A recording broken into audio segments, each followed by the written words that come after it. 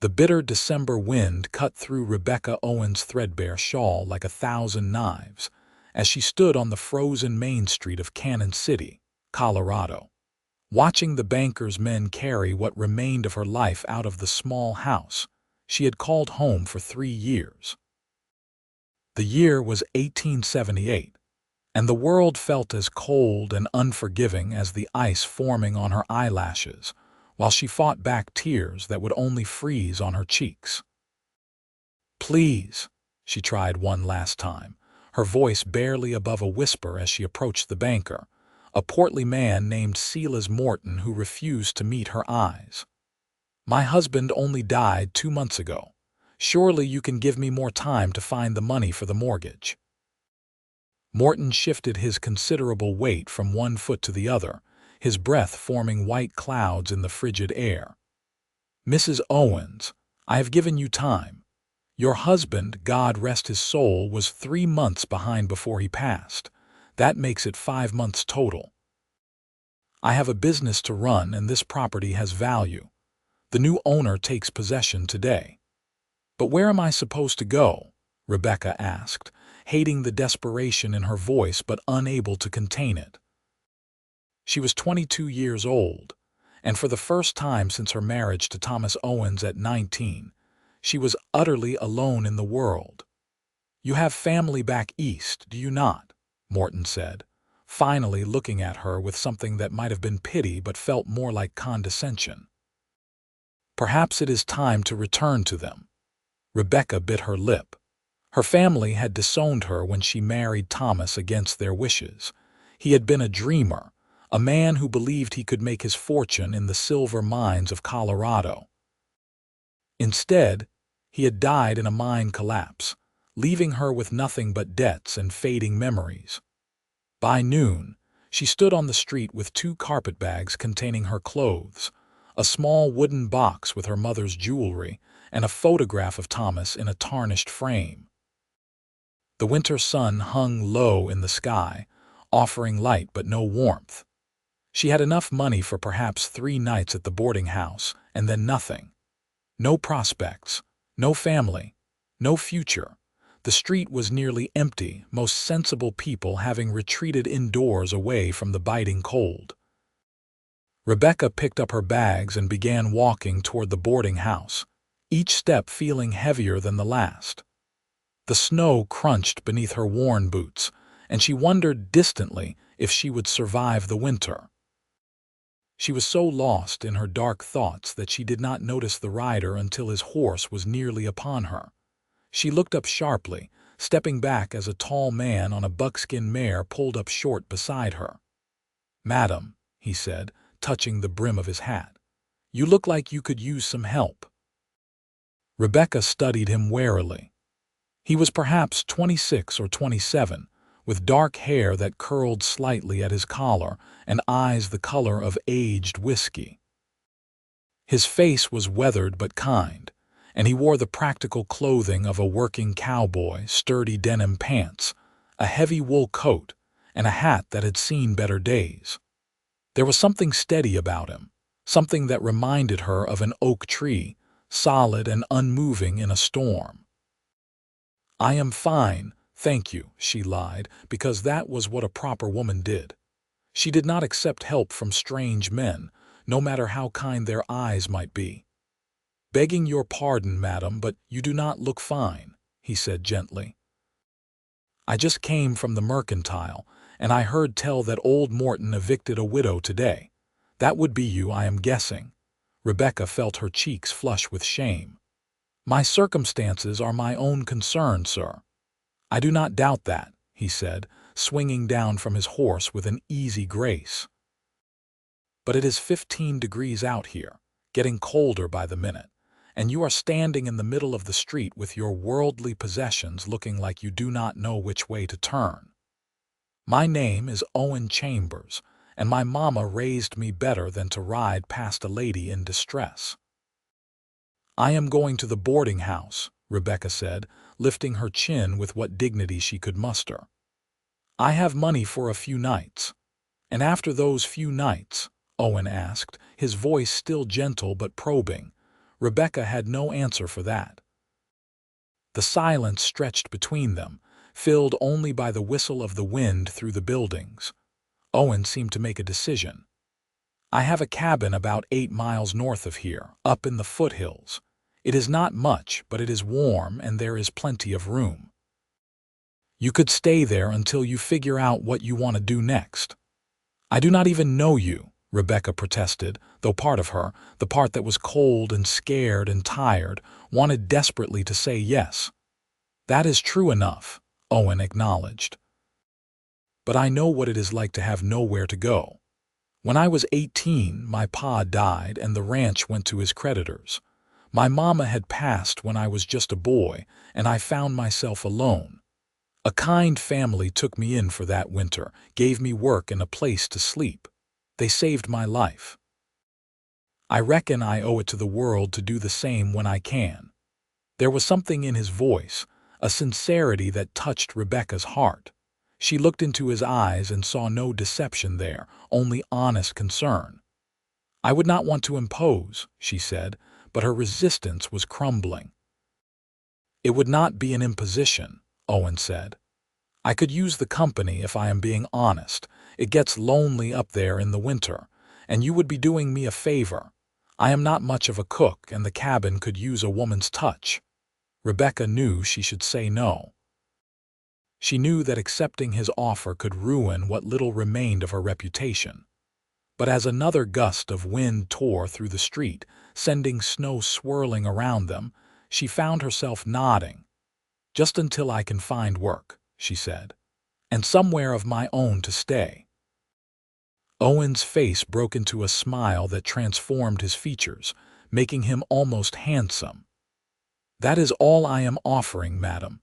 Now, let me take those bags and we can be on our way before we both freeze solid."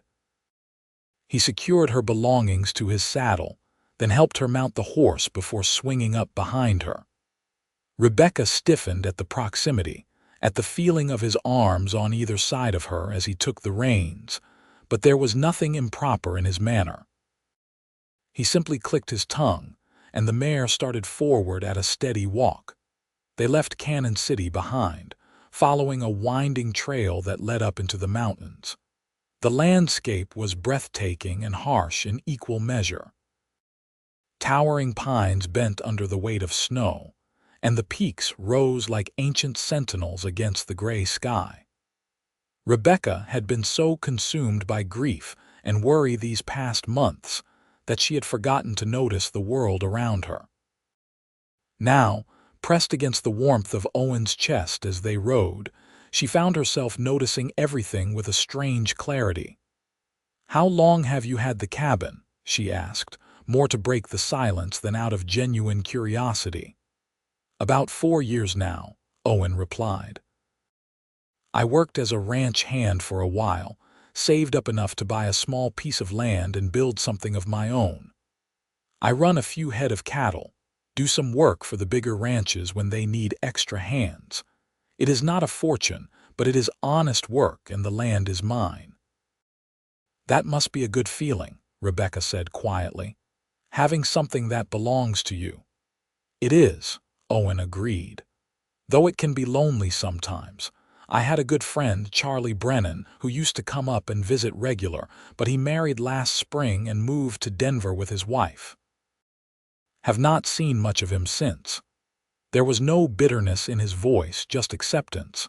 Rebecca found herself relaxing slightly against him, no longer holding herself quite so rigid. "What did your husband do?" Owen asked after a moment, "if you do not mind my asking." "He worked in the mines," Rebecca said, and was surprised to find that talking about Thomas did not hurt quite as much as it had even a week ago. "He always said we would strike it rich, that he would find a vein of silver that would set us up for life. Instead, he found a cave-in that took him and 7 other men." "I am sorry," Owen said simply. "Mining is hard, dangerous work." "He was a good man," Rebecca said. "A dreamer, maybe too much of a dreamer, but good. He deserved better than he got." "Most people do," Owen said. They rode in companionable silence for a while longer. The trail grew steeper, and the trees pressed closer on either side. Just when Rebecca was beginning to wonder how much farther they had to go, Owen guided the mare around a bend, and the cabin came into view. It was small but well built, constructed of sturdy logs with a stone chimney rising from one end. Smoke curled from the chimney, and Rebecca realized with surprise that there must be a fire already burning inside. "I keep a slow fire going when I know I will be back same day," Owen explained as if reading her thoughts. "Keeps the place from getting too cold." He dismounted first, then reached up to help her down. His hands were strong and steady at her waist, and for just a moment, Rebecca felt something flicker in her chest, a warmth that had nothing to do with the promise of the fire inside. She pushed the feeling away quickly. It had only been 2 months since Thomas died. She had no business feeling anything like that. Owen retrieved her bags and led her to the door, pushing it open and gesturing for her to enter first. The cabin was indeed warm, and Rebecca stepped inside gratefully, pulling off her shawl and looking around. The interior was simple but comfortable. There was a large stone fireplace with a good fire burning, a table with 2 chairs, a cooking area with a cast iron stove, and at the far end, a bed covered with quilts. Rebecca's eyes widened slightly at the sight of it. "You will take the bed," Owen said quickly. "I will make myself a bedroll by the fire. It will be plenty comfortable." "I cannot take your bed," Rebecca protested. "You can and you will," Owen said firmly. "I will not have it said that I made a lady sleep on the floor while I took the bed. My mama would rise from her grave and box my ears." Despite everything, Rebecca found herself smiling at that. "Your mother sounds like she was a formidable woman." "She was," Owen said with evident fondness. "Small as a minute but fierce as a mountain lion when it came to manners and doing right by people. She would have liked you, I think." He busied himself with taking care of his horse, leaving Rebecca alone in the cabin to look around more thoroughly. It was clean, she noticed with approval, cleaner than she would have expected from a man living alone. There were books on a shelf near the bed, mostly dime novels, but also a worn copy of Shakespeare's plays and a Bible. A rifle hung over the door, and various tools and supplies were neatly organized against the walls. She walked to the window and looked out at the mountains stretching in every direction. The view was spectacular, wild and untamed. For the first time since Thomas's death, Rebecca felt something other than grief and fear. She felt a tiny spark of something that might have been hope. Owen came back inside, stamping snow from his boots. "I will fix us something to eat," he said. "I was not lying when I said I am not much of a cook, but I can manage beans and bacon without burning them too badly." "Let me," Rebecca offered. "You have done so much already." "It is the least I can do." Owen looked like he might argue, then nodded. "I would appreciate that, madam. The cooking supplies are in the cupboard there, and there is a good supply of dried goods and some fresh meat in the cold box outside." Rebecca set to work with a sense of purpose she had not felt in weeks. She found flour and salt and lard, and soon had biscuits baking in the oven while she fried salt pork and made gravy. Owen sat at the table, watching her with an expression she could not quite read. "You look at home there," he said after a while. "I like to cook," Rebecca admitted. "My mother taught me when I was young. She said a woman who could cook would never starve and would always be valued." "Your mother sounds like a wise woman." "She was," Rebecca said. "I wish we had parted on better terms." "It is not too late," Owen suggested. "You could write to her, let her know where you are." Rebecca shook her head. "She made it very clear when I married Thomas that I was no longer her daughter. She said I was choosing him over my family and that I would regret it. I suppose she was right." "I do not think you regret loving your husband," Owen said quietly. even if things did not turn out as you hoped. Rebecca paused in her work, struck by the simple truth of his words. "No," she said finally. "I do not regret that." They ate in comfortable silence as the darkness gathered outside. The food was simple but hot and filling, and Rebecca realized she had not eaten properly in days. Owen complimented her cooking effusively, and she felt a small glow of pride. After the meal, Rebecca insisted on cleaning up while Owen brought in more wood for the fire. When everything was tidied away, they sat by the fire, Owen in one of the chairs and Rebecca in the other, both simply staring into the flames. "Tell me about your cattle," Rebecca said eventually, wanting to hear him talk, to fill the space with something other than the howling wind outside. Owen's face brightened. "Well, I only have about 20 head right now, but they are good stock. I am hoping to double that in the next year or two. The grazing is good up here in the summer, and there is enough hay put by to get them through the winter. It is slow going, building up a herd, but it is honest work." "Do you do it all yourself?" Rebecca asked. "Mostly," Owen said. "Sometimes I hire a hand or two during the busy seasons, but I prefer to work alone. I like the quiet, the feeling of depending on myself." "It must get lonely, though," Rebecca said.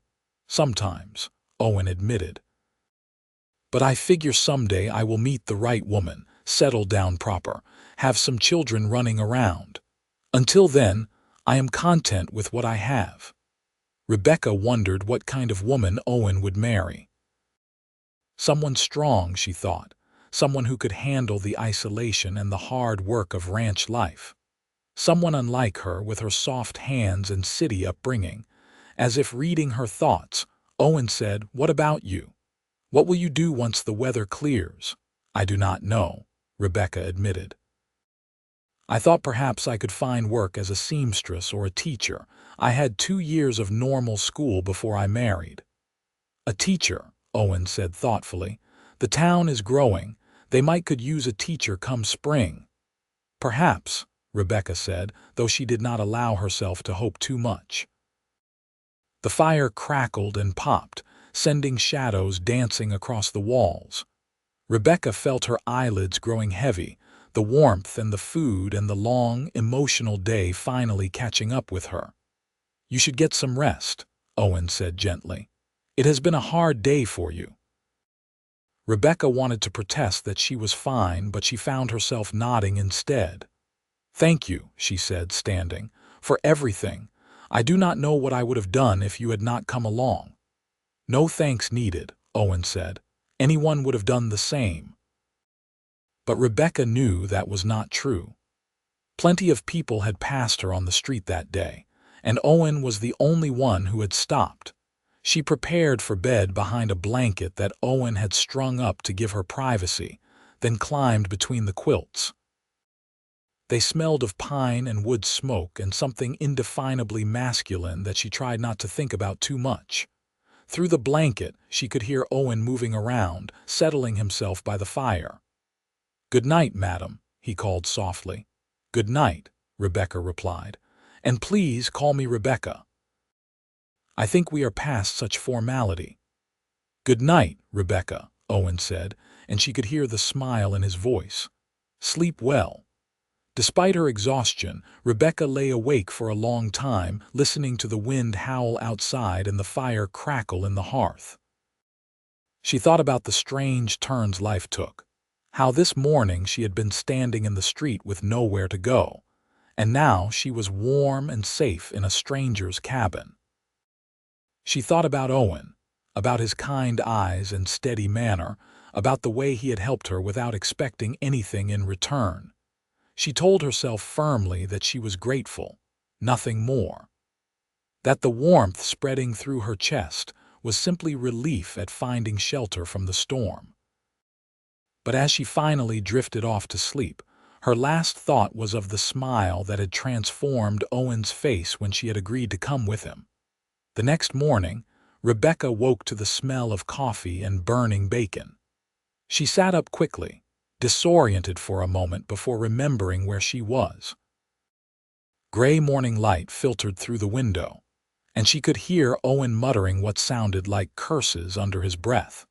She dressed quickly behind the blanket and emerged to find Owen standing at the stove, poking mournfully at a pan of thoroughly blackened bacon. "I thought I would let you sleep," he said apologetically, "but I fear I have proven once again that cooking is not my strong suit." Rebecca could not help but laugh, and it felt strange and wonderful after so many weeks of grief. "Let me," she said, coming to stand beside him. "I am awake now anyway." Together, they salvaged what they could of the bacon and made fresh coffee and biscuits. Rebecca found herself acutely aware of Owen's presence beside her in the small cooking area, the way his arm brushed hers as they moved around each other, the warmth radiating from him. "I need to check on the cattle today," Owen said as they ate. "Make sure they weathered the night all right. You are welcome to come with me if you like, or you can stay here where it is warm." "I would like to come," Rebecca said, surprising herself, "if I would not be in the way." "You would not be in the way at all," Owen said, looking pleased. "I would enjoy the company."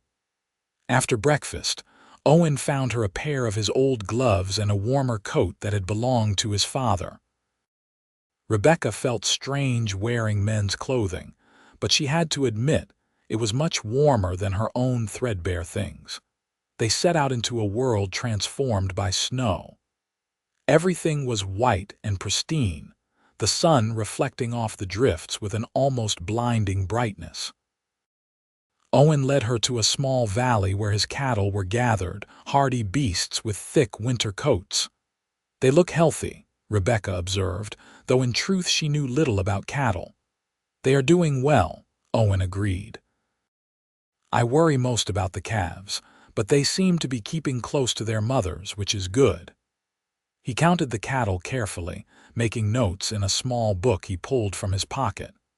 Rebecca watched him work, noting the care he took, the way he observed each animal closely. There was a competence to his movements, a sureness that spoke of years of experience. "You really love this, don't you?" she said. "The land, the animals, all of it." Owen looked up from his counting, his eyes meeting hers. "I do," he said simply. "It is the only thing I have ever wanted, to have a piece of land that is mine, to work it with my own hands, to build something that will last." "That is a good dream," Rebecca said. "What about you?" Owen asked. "What did you dream about before everything happened?" Rebecca thought about that. "I used to dream about having a family," she said. "A house full of children, a husband who loved me, a garden where I could grow flowers. Simple things, I suppose."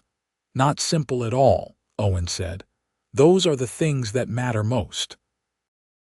They worked together for the rest of the morning, Owen tending to the cattle while Rebecca helped where she could, mostly just fetching tools and keeping him company. By the time they headed back to the cabin, Rebecca's cheeks were flushed with cold and exercise, and she felt more alive than she had in months. Over the next few days, a pattern emerged. Owen would wake early and try to cook breakfast, invariably making some small disaster. Rebecca would laugh and take over, and they would eat together as the sun rose over the mountains. Then, Owen would work, sometimes on the cabin repairs that always needed doing, sometimes checking his trap lines or tending to the cattle, and Rebecca would find ways to make herself useful. She cleaned the cabin thoroughly, washed and mended Owen's clothes, organized his supplies, and cooked meals that made his eyes light up with pleasure. In the evenings, they would sit by the fire and talk. Owen told her about growing up on his father's ranch, about the years after his father's death when he had drifted from job to job, saving every penny to buy his own land. Rebecca found herself telling him about her childhood in Boston, about her strict but loving parents, about the literature and music she had studied before meeting Thomas. "You must miss it," Owen said one evening about a week after she had arrived. "The city, I mean, the culture and society." Sometimes, Rebecca admitted, but not as much as I thought I would. Thomas and I lived very simply here. We could not afford theater tickets or fancy dinners. And the people in Boston society can be cruel. They cared more about appearances than about kindness. "You are kind," Owen said, and there was something in his voice that made Rebecca's heart skip. "So are you," she replied softly. Their eyes met across the fire, and for a moment, something unspoken passed between them. Then Owen looked away, clearing his throat. "I should bank the fire," he said, standing abruptly. "It is getting late." Rebecca went to bed that night with her mind in turmoil. She was drawn to Owen, she could no longer deny it, but it had only been 2 months since Thomas's death. What kind of woman developed feelings for another man so quickly? Guilt warred with the growing warmth in her chest whenever she looked at Owen. The next morning, she woke to find a blizzard raging outside. Snow fell so thickly that she could barely see the trees just beyond the cabin. Owen was already up, standing at the window with a worried expression. "It looks bad," he said when he noticed she was awake. "Could last for days. I am going to need to get out to the cattle, make sure they have access to the hay I put out." "You cannot go out in that," Rebecca said, alarmed. "You will get lost or freeze." "I have to," Owen said. "They will die without food." "Then I am coming with you," Rebecca said firmly. "Absolutely not," Owen said. "It is too dangerous." "It is too dangerous for you to go alone," Rebecca countered. "At least if I am with you, if something happens, there will be someone to help." They argued about it for several minutes, but eventually Owen gave in, making Rebecca promise to stay right beside him and to turn back at the first sign of trouble. They bundled up in every warm thing they could find, tied a rope around their waists to keep from getting separated, and ventured out into the storm. The cold was immediate and brutal, the wind tearing at their clothes and stealing the breath from their lungs. Snow pelted their faces like tiny daggers. Rebecca kept her head down and focused on putting one foot in front of the other, trusting Owen to lead the way. It seemed to take an eternity to reach the valley where the cattle sheltered. When they finally arrived, they found the animals huddled together against the storm, lowing mournfully. Owen broke open several hay bales and scattered them around, making sure each animal had access to food. Rebecca helped as best she could, her fingers growing numb inside her gloves. Just as they were preparing to head back, Rebecca heard a sound that made her blood run cold. A calf's cry, weak and distressed, coming from somewhere beyond the main herd. "Owen!" she shouted over the wind, pointing. He heard it too. They fought their way through the snow until they found a heifer standing over a small calf that had collapsed in a drift. The mother was trying frantically to get the baby to stand, but the calf was too weak. Without hesitation, Owen scooped the calf up in his arms. It was small, probably only a few weeks old, but still heavy. "We have to get it back to the cabin," he shouted to Rebecca. "It will die out here." The journey back was a nightmare. Owen struggled with the weight of the calf, and Rebecca did her best to support him, lending her strength where she could. The wind seemed to have grown even stronger, and several times Rebecca was certain they were lost, that they would wander in circles until they froze. But Owen seemed to have an unerring sense of direction. Just when Rebecca's legs were about to give out, the cabin materialized out of the snow like a miracle. They stumbled inside, and Owen laid the calf down near the fire. The little creature was barely breathing, its body temperature dangerously low. Owen immediately set to work, rubbing its limbs vigorously to restore circulation, while Rebecca heated water and found blankets. For the next hour they worked together, warming the calf slowly, coaxing it to drink a little warmed milk that Owen kept on hand for such emergencies.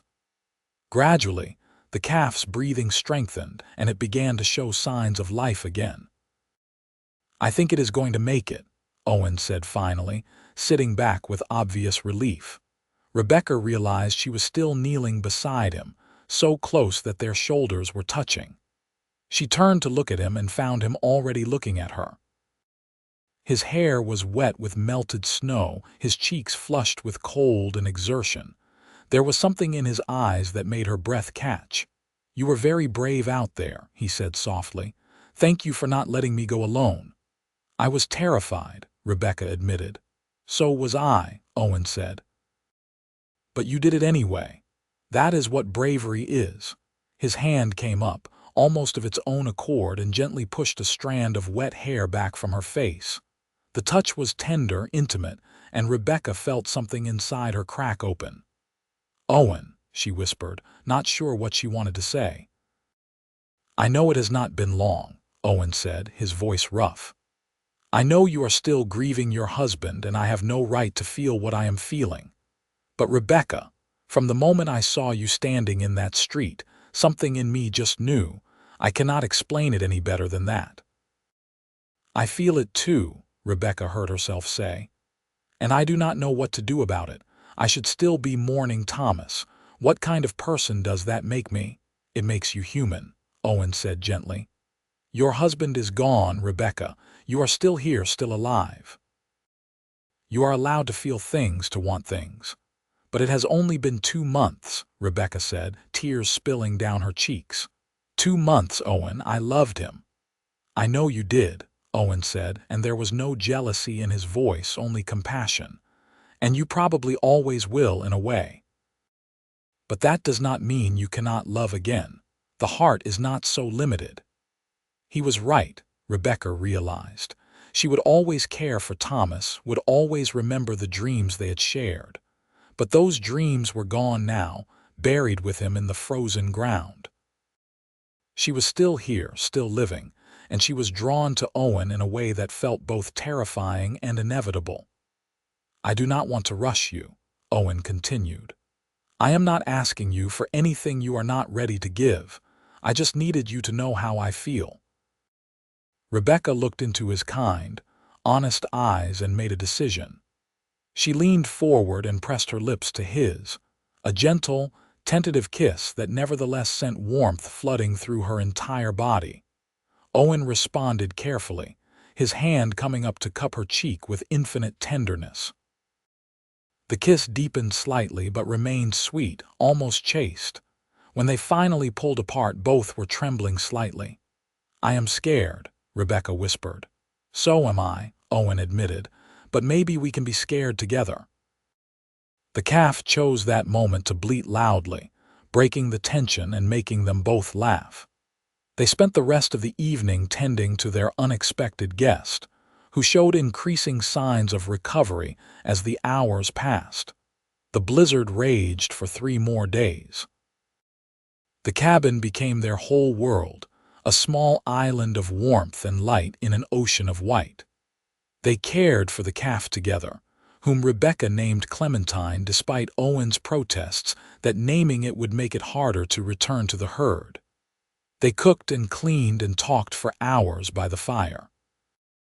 And slowly, carefully, they explored the connection growing between them.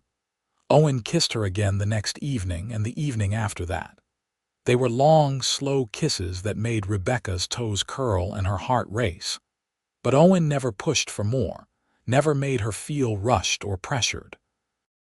He seemed content to let things develop at their own pace. On the 4th day, the storm finally broke. Rebecca woke to brilliant sunshine streaming through the window, and a silence that felt almost unnatural after days of howling wind. Owen was already up, staring out at the transformed landscape with a mixture of awe and concern. "I need to check on the rest of the herd," he said when he noticed she was awake. "Make sure they all made it through." This time, Rebecca did not insist on coming. She stayed behind with Clementine, who was now strong enough to stand on wobbly legs, and began preparing a celebratory meal for Owen's return. He came back several hours later, cold but smiling. "We only lost one," he reported, an old bull who was sick anyway. The rest are all fine, thanks to the food we got to them before the worst of the storm hit. They celebrated with a feast of fried chicken and biscuits, and the last of the canned peaches Owen had put up the previous summer.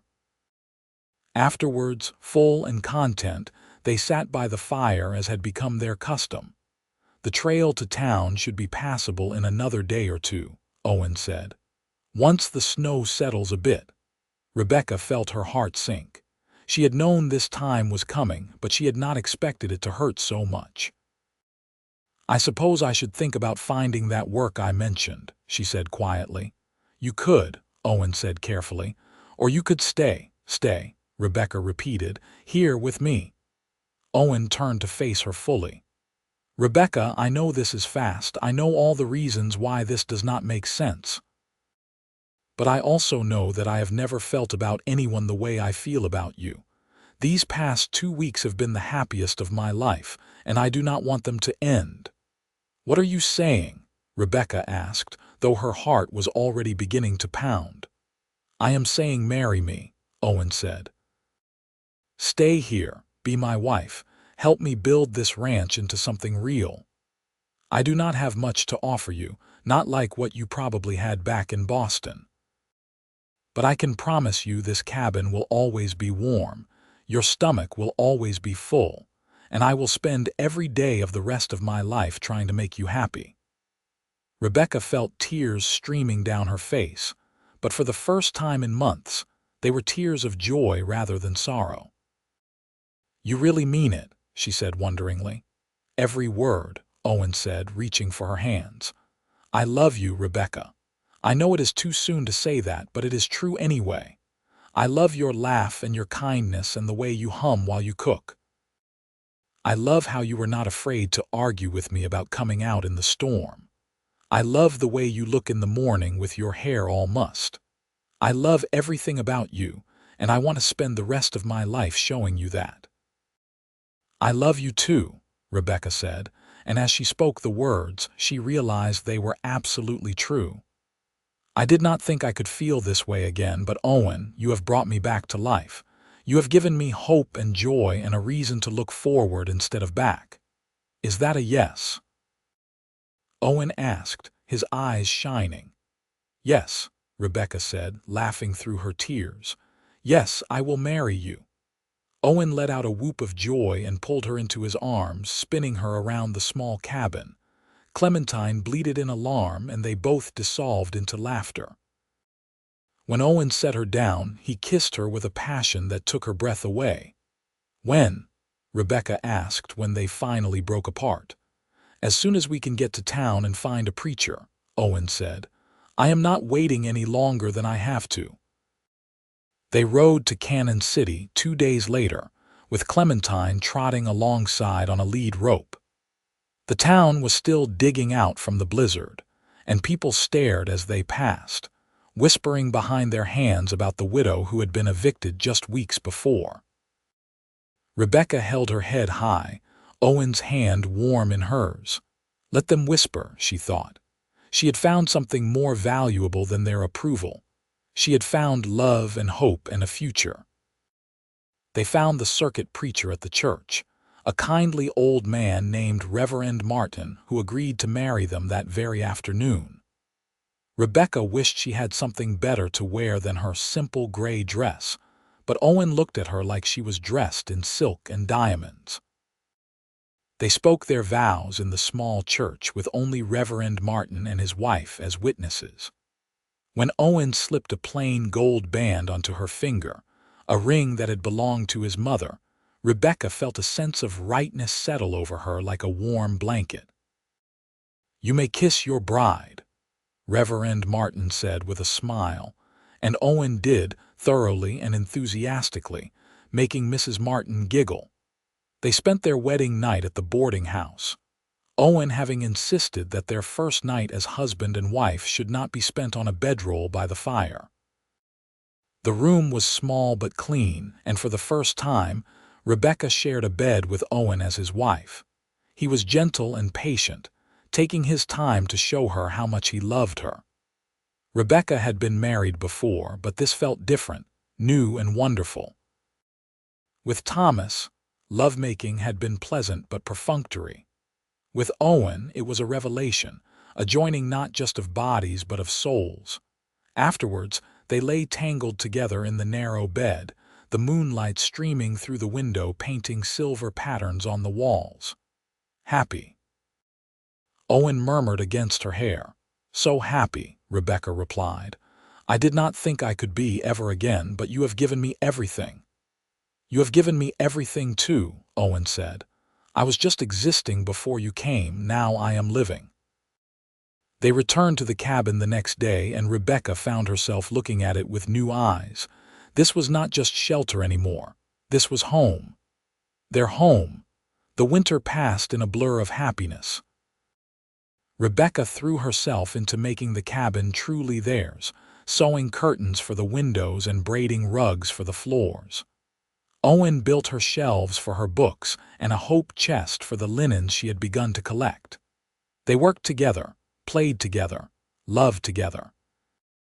Clementine grew strong enough to be returned to the herd, though she remained friendlier than the other cattle, always coming when Rebecca called. Rebecca found she enjoyed the ranch life more than she ever would have expected. She learned to milk the 2 cows Owen kept, to gather eggs from the chickens he bought her as a wedding present, to help with the endless tasks that made up daily life on a ranch. When spring finally arrived, bringing with it the first green shoots pushing through the melting snow, Rebecca realized she had not thought about Boston or her old life in weeks. She had been too busy living her new life, too happy to dwell on the past.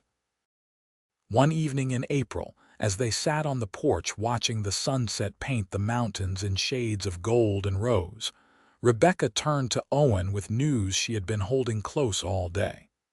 I am with child, she said simply. Owen's face went through a series of emotions so quickly that Rebecca almost laughed. Shock, joy, wonder, and finally a fierce protectiveness that made her heart swell. Are you certain? He asked. As certain as I can be, Rebecca said. I think it happened back in January, probably right around the time we married. A baby, Owen said wonderingly, placing his hand on her still flat stomach. Our baby. Are you happy? Rebecca asked, suddenly nervous. Happy, Owen repeated. He pulled her into his arms, holding her close. Rebecca, I am so far beyond happy I do not even have words for it. You have given me everything I ever dreamed of and things I did not even know to dream about. I hope it is a boy, Rebecca said. A son to help you with the ranch. I do not care if it is a boy or a girl, Owen said. As long as you both come through healthy, that is all that matters to me. The pregnancy progressed smoothly through the spring and into the summer. Rebecca bloomed under Owen's watchful care, growing round and radiant. Owen was attentive to the point of being overprotective, barely letting her lift anything heavier than a teacup. In late September, on a day when the aspen trees were turning gold and the air smelled of autumn, Rebecca went into labor. Owen rode like the wind to fetch the midwife from town, an experienced woman named Mrs. McCarthy, who had delivered half the babies in Cannon City. The labor was long and difficult, and there were moments when Owen, pacing outside the bedroom door, thought he might go mad with worry.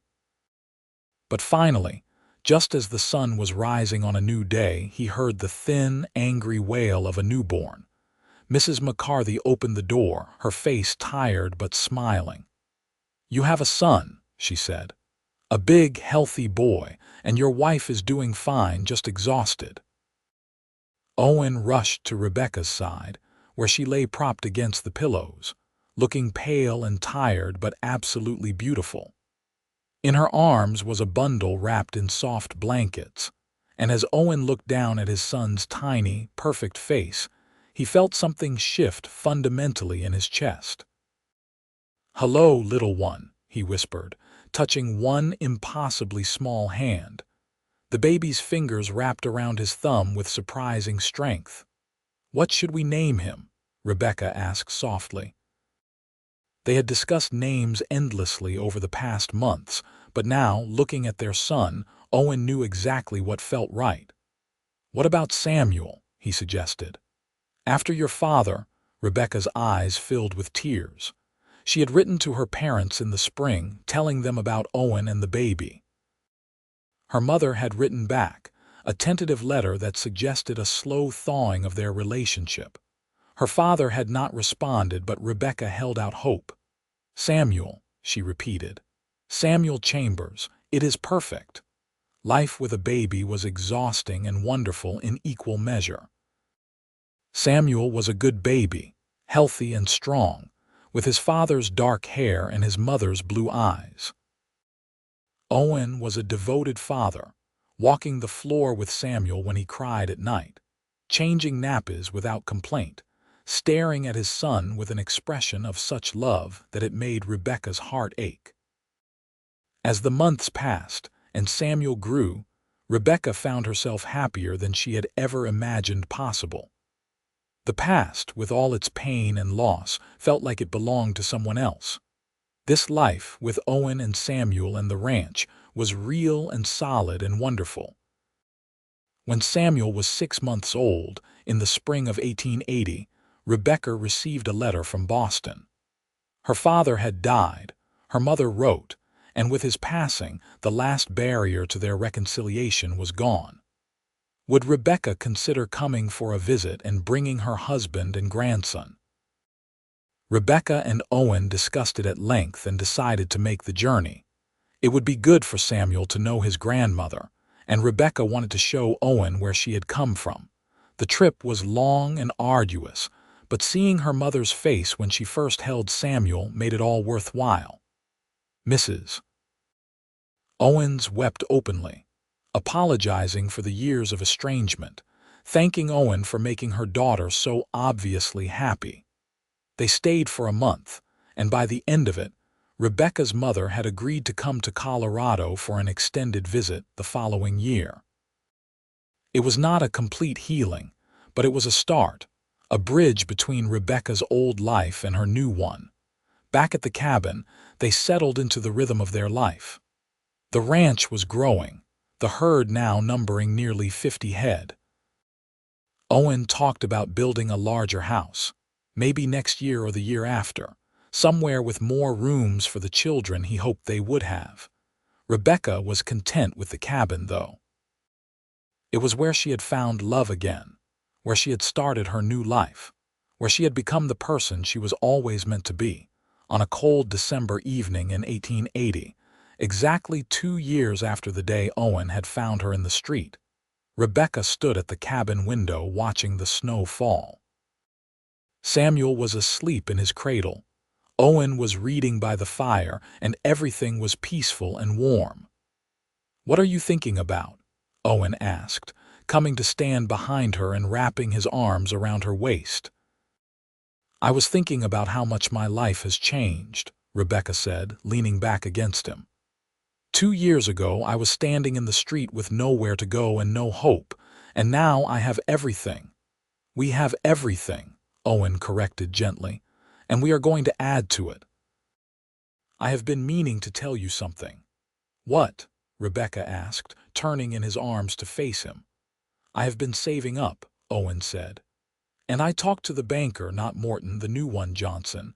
I have enough to buy the adjoining property, the one with the good water rights. It would double our land, Rebecca. We could really build something, leave something for Samuel and any other children we might have." "Other children?" Rebecca asked with a smile. "You are already thinking about more." "I would like a houseful," Owen admitted, "if you are willing." "Little ones running around, making noise and mess and joy." "I am willing," Rebecca said, kissing him softly. "I love you, Owen Chambers. You saved me in every way a person can be saved." "You saved me too," Owen said. "I just did not know I needed saving until I met you." Over the next several years, their life unfolded like a story, each chapter better than the last. They bought the adjoining property and built a larger house, a real ranch house with multiple bedrooms and a big kitchen, and a parlor with windows that looked out at the mountains.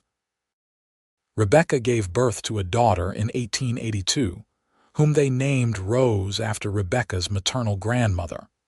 She was followed by another son, William, in 1884, and a final daughter, Catherine, in 1886. The ranch prospered under Owen's careful management and Rebecca's keen eye for the business side of things. She kept the books and managed the household budget, proving to have a real head for figures that surprised them both. Samuel grew into a sturdy, responsible boy who loved the ranch as much as his father did. Rose was quiet and thoughtful, always with a book in her hand. William was the troublemaker, always getting into mischief, but so charming that it was hard to stay angry at him. And Catherine was still a baby, the darling of the whole family. Rebecca's mother visited every summer, and the breach between them healed more with each passing year. She died peacefully in her sleep in the spring of 1890, and Rebecca mourned her, but was grateful for the years of reconciliation they had been given. Owens Ranch became one of the most successful in the region. He was known as an honest dealer, a fair employer, and a good neighbor. He and Rebecca were pillars of the small community that had grown up around Cannon City, hosting barn dances and helping neighbors in times of trouble. But for all their success and the respect they had earned, the thing Rebecca treasured most was the love that continued to grow between her and Owen. It deepened and matured over the years, becoming something rich and complex and unshakable. They still sat by the fire in the evenings when the children were asleep, talking and dreaming and making plans. They still stole kisses in the barn and held hands when they walked. They still looked at each other sometimes with the same wonder they had felt on that first day. On the 20th anniversary of the day they had met, Owen surprised Rebecca with a trip, just the two of them, leaving the children with a trusted neighbor. They rode up into the mountains to a small lake he had discovered, a place of such beauty that it took Rebecca's breath away. "I wanted to bring you somewhere special," Owen said as they sat by the crystalline water, "to tell you that these 20 years with you have been the best of my life. You are still the most beautiful woman I have ever seen, and I love you more today than I did the day we married." "And I love you," Rebecca said, tears streaming down her face. "You took a broken woman standing in the street and gave her a life beyond her wildest dreams. You gave me love and children and a home and a purpose. You gave me everything." "You gave me everything too," Owen said, pulling her close. "You gave me a family, a reason to build something that will last. You made this cabin a home and made me the man I wanted to be." They made love by the lake, surrounded by the beauty of the wilderness, reaffirming the bond that had been forged 2 decades ago in a moment of kindness on a cold December day. The years continued to pass, bringing with them the inevitable changes that time brings. Samuel married at 22, bringing home a sweet girl named Emma who fit seamlessly into the family. They gave Rebecca and Owen their first grandchild, a boy they named Owen Jr., in 1901.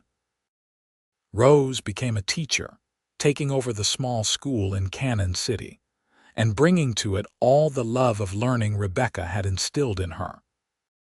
William, restless and adventurous, joined the army and saw service in the Spanish-American War before returning home safe and sound, ready to settle down at last. Catherine married a banker and moved to Denver, but visited often with her growing family. By 1910, Rebecca and Owen were grandparents many times over. The ranch was now run by Samuel and his family, while Rebecca and Owen had built a small cottage on the property where they could live in comfortable semi-retirement. They spent their days tending a large garden, reading, taking long walks through the land they had built together. They watched their grandchildren play and grow, passing on stories of the early days, of the blizzard and the calf named Clementine, and the cabin that had started it all.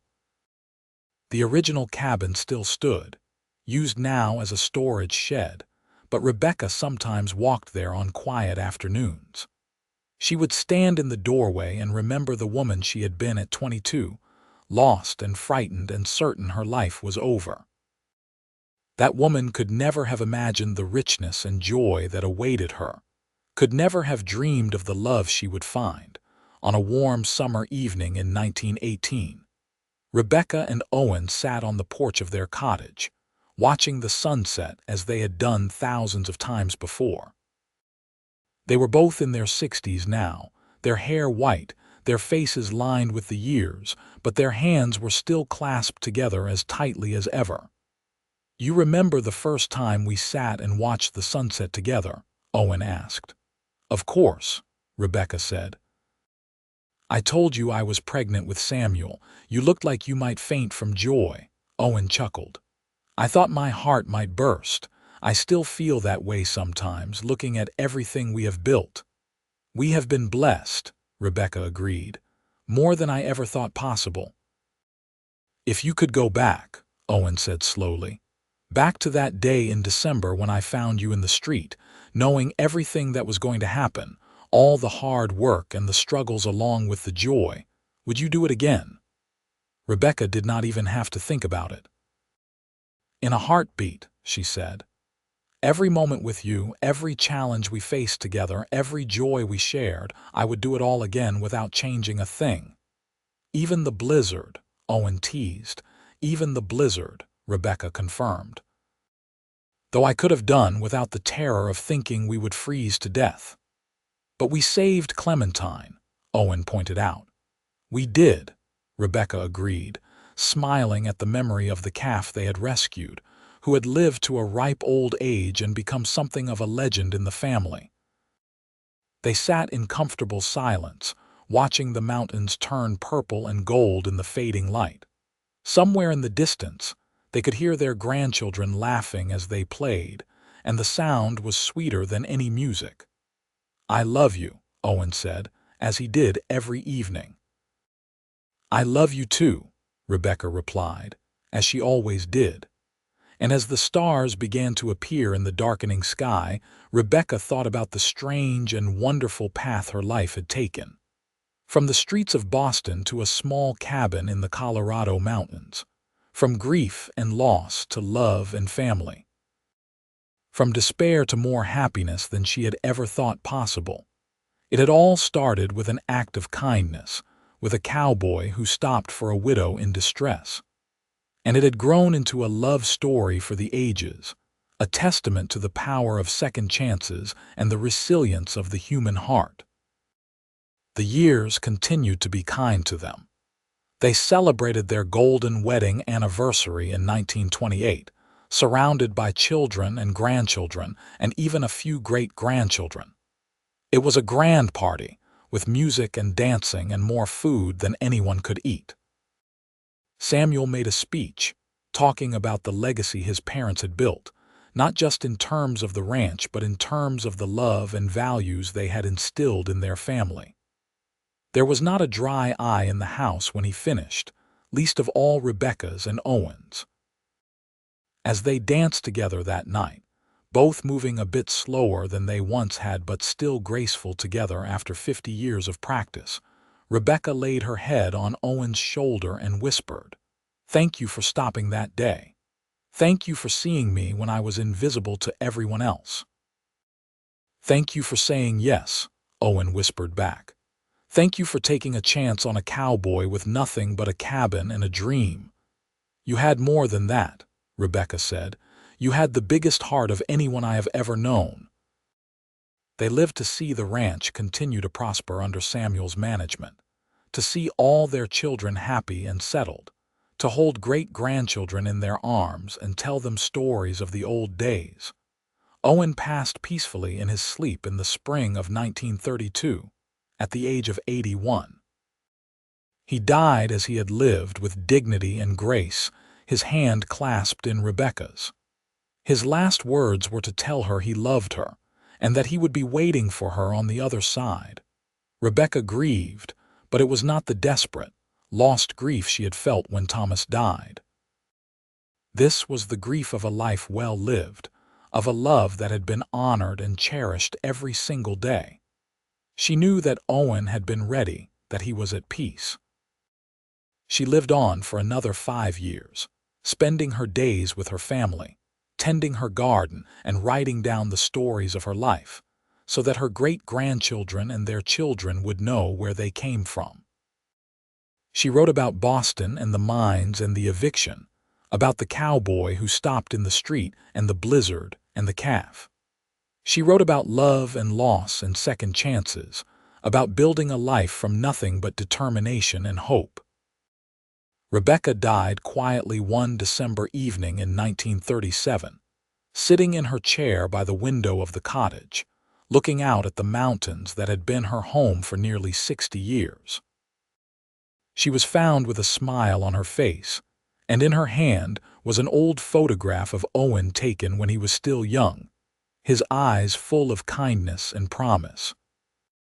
They buried her next to Owen on the hill overlooking the ranch, under a headstone that read simply, "Rebecca Chambers, beloved wife, mother, and grandmother, she found love in unexpected places."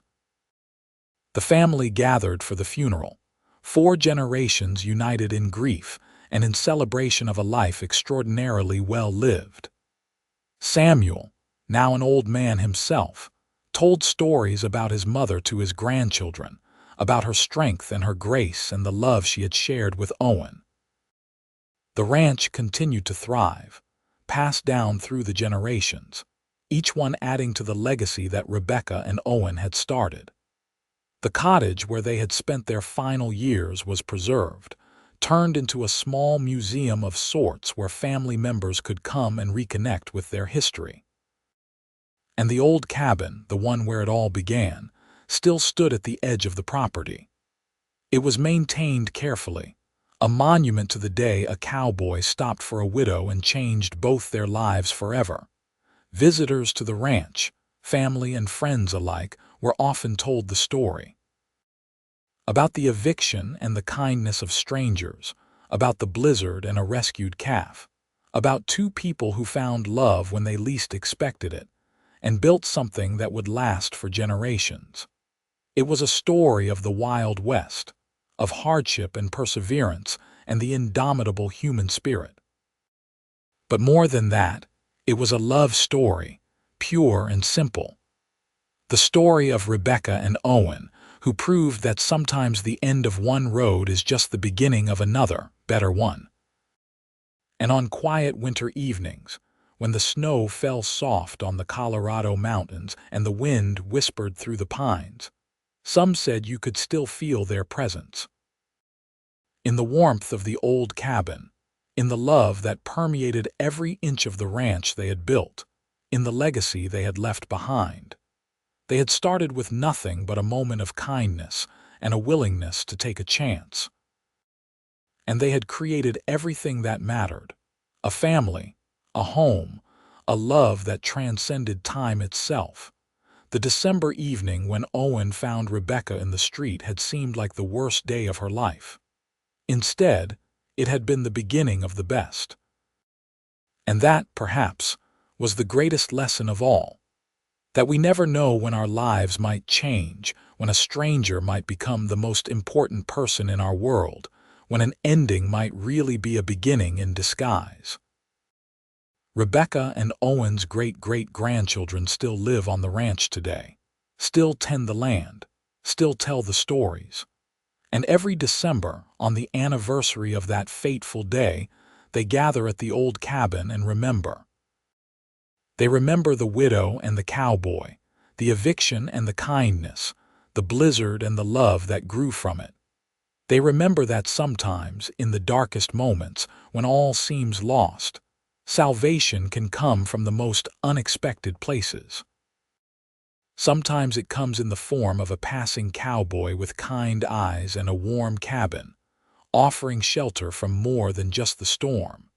And they remember, most of all, that love can bloom even in the coldest winter, and that when it does, it can create warmth enough to last for generations.